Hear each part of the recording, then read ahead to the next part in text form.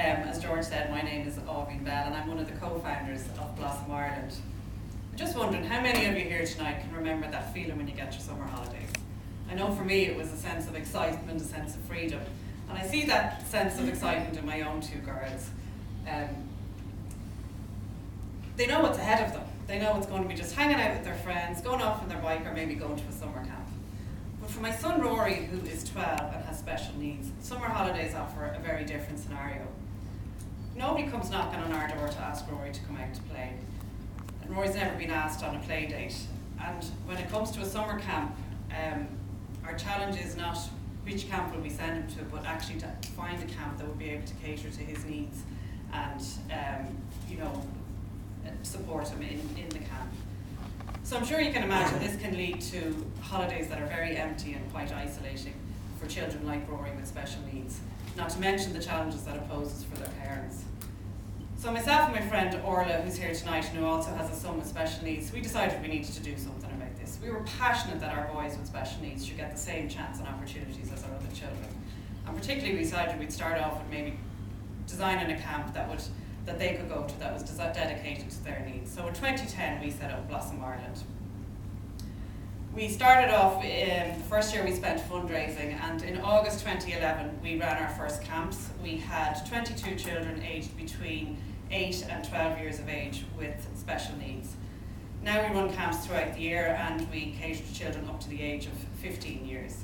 The question we're very often asked is what kind of special needs? All the children who come to our camp have an intellectual disability.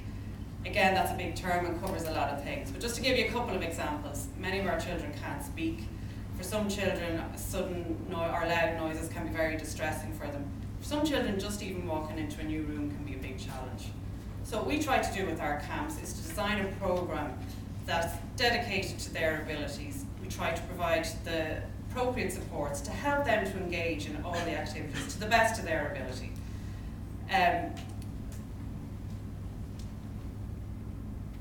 We constantly strive to adapt and to change the needs of our children. It wouldn't be appropriate for our 15-year-olds to be doing the same program as our 8-year-olds. So last summer we ran our first teen camp. The brief for the week was, we partnered with another organisation called Create School, and it was a media workshop for the week. And the brief was that the children would produce their own film. They had to come up with the storyline, they had to act in it, and they had to film in it. And just reminding yourselves that some of these children can't talk. This was a massive leap of faith. Really could have gone either way. We weren't sure how it would go. But I'm glad to say, I think it was actually one of the best weeks of camp we've had. The kids just embraced it from beginning to end. There was something for every child at every level. And the product at the end of the week was a scary movie that they were all so proud of, and it's called The Blossom Bunch. It's up on our YouTube channel if any of you would like to look at it. So moving on from that, we'd like to develop our services further, and we'd like to introduce a new service called Blossom Buddies. In a nutshell, if I wanted to sum it up, what Blossom Buddies will be all about is to try and nurture real friendships among our children with special needs. As I said earlier, there's nobody coming knocking on the door for these kids to go out and play. Very often what can happen is that it's either a parent or a sibling steps into the role as friend. Nobody wants to hang out with mum and dad, particularly as they grow into the teenagers. And our Blossom kids are no different. I'm sure we all remember how embarrassing our parents were when we were teenagers. So what we want to do is we want to support these children when they have school holidays to do things that other kids just take for granted. Whether it's to go down to the park and kick a ball, go to the cinema with their friends, or maybe to go to a local group such as the Scouts or the Guides. We want to provide the support for them so that they can do that. And what I'd like to talk about tonight is the idea of supporting them into mainstream camps. Many of the camps out there, they're very welcoming, but they just don't have the resources needed to cater to our children. There was one father told me a story where he signed his son up to a local camp, and the second day the boy, he was a bit reluctant to go, and the dad kind of cajoled him along, he said, "Oh, he'll be grand when he gets there." As the morning went on, it was niggling away at him, so he decided he'd go down himself and have a look and see what's going on. And what he saw broke his heart. While all the rest of the kids were engaging in the activity, his son was doing laps of the room. The pace of the camp was just too much for him, and he pulled back and he disengaged.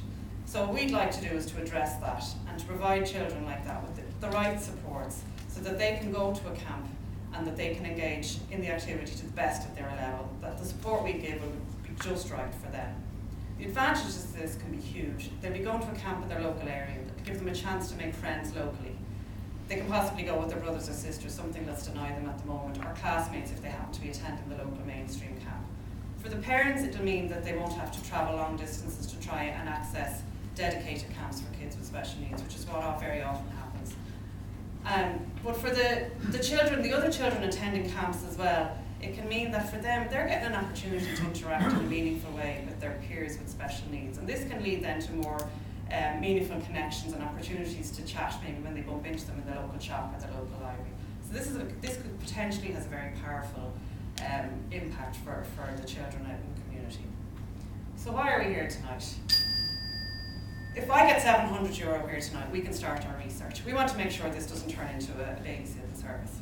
If we get €1,500, we can pilot it for 6 children next summer. And for every €250 we get after that, that's another child going to camp, another child getting to experience what every other child does during the summer.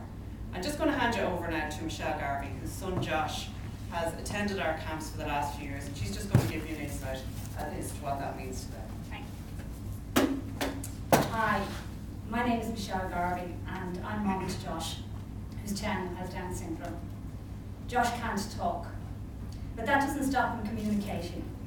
When he's trying to ask for something or tell you something, he will sign, point, take your hand, or try and write it down.